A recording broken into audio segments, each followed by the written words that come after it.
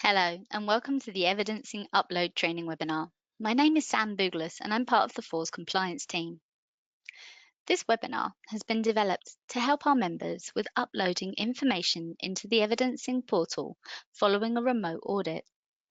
I will briefly cover how to book your remote audit, steps to undertake prior to your remote audit, the remote audit itself, and how to upload evidence into the Evidencing portal.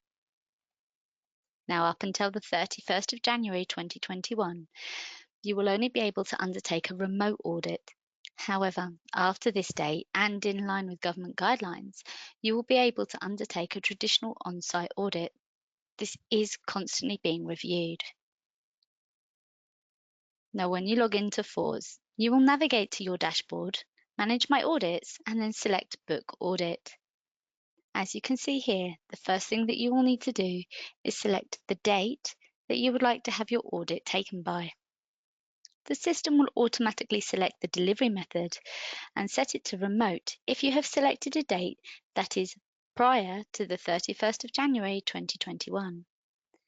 As this is an on-site audit, you can see that there are 10 questions that need to be read, understood, and accepted. After you've clicked Request Audit, an audit booking request will be made and you'll be contacted by an audit provider. For a remote audit, the process is the same.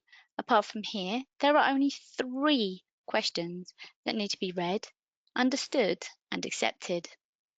Please ensure that you have read the remote audit process guidance and the FORS audit amendment and cancellation policy.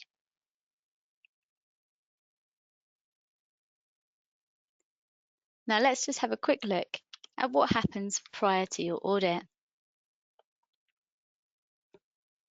You'll be contacted by your auditor at least 5 days prior to your remote audit. Now, this may be either by a video conferencing call using the same platform that your audit will take place on, or it may be a simple phone call with an accompanying email from your audit provider. The email will give you directions on how to check your video and microphone are working correctly. Please ensure you follow the instructions in the email and contact your audit provider if you require any further assistance or information. You will by now be aware of the equipment needed to undertake your audit, but let's run through it again. This is a working webcam and microphone, working speakers or headphones, a stable internet connection, a continuous power supply to the video conferencing device, and either Microsoft Teams or Zoom. Your audit booking email will inform you which of these video conferencing services will be used for your audit. This is entirely dependent on your audit provider. Help in downloading or accessing Teams and Zoom can be located on the Remote Auditing Guidance page and in the booking confirmation form you receive from your audit provider. To access the Remote Audit Guidance page, click on Toolkits and Guides, select FORS Audit Toolkit, and then you will see Remote Audit highlighted by this dark blue bar. Once you're on the remote audit page, approximately 1/3 of the way down the page, you will see this auditee guidance. The guide includes step-by-step process of how to upload information into the bronze evidencing portal. It also includes information on what evidence is required for the audit, and you will find it an incredibly useful guide. So let's have a look at what happens on the day of the audit. We recommend that you join the video call approximately 5 minutes prior to the start of your audit. Your auditor will request to see the same information that you would provide during an on-site audit. And the audit should take approximately the same amount of time as a traditional on-site audit. Evidence should only be presented by screen sharing, holding documents up to the camera, or after the audit via the bronze evidencing portal. If you are asked to provide evidence by any other means to those that I've just described, please contact the FORS helpline. For your FORS Bronze Remote Audit, auditors should not ask you to upload information or provide information in any method other than that I have just described, for example, email or messaging. If you are required to provide additional evidence, this shall be submitted via the Bronze Evidencing Portal. And not every audit requires additional information. Now, your auditor will let you know if this is necessary at the time of your audit. Let's take a quick look at timings. If you need to upload additional information, your auditor shall request the information that you need to upload via the Bronze Evidencing Portal by midnight on the day of your audit. You will be told at the time of the audit to check the Evidencing Portal on the next working day that follows your audit. You can only access the Bronze Evidencing Portal from midnight on the day of your audit through to midnight of the next working day. Once you've uploaded your additional evidence, you must agree both of the declarations and click Submit. If your auditor does not require additional evidence to be submitted, you will not have access to the Bronze Evidencing Portal. Let's take a look at the Evidencing Portal itself. To access the Bronze Evidencing Portal, you will log into your FORS online account, navigate to your dashboard, and select Manage My Audits. As you can see here, there is a dark grey Continue Application box. Clicking this will take you to the Bronze Evidencing Portal.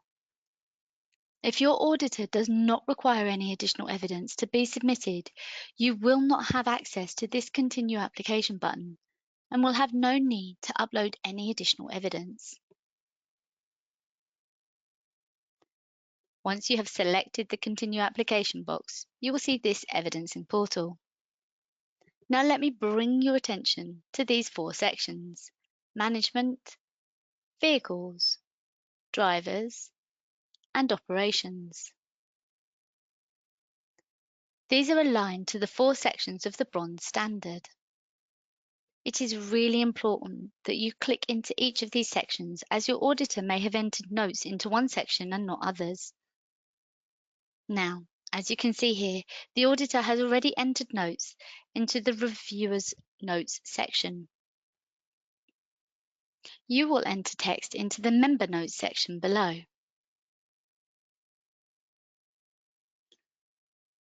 To do this, you will need to click in the box and type clearly. If you're required to upload additional documentation, you'll need to click on Upload Files, navigate to the file on your own computer, and then select OK.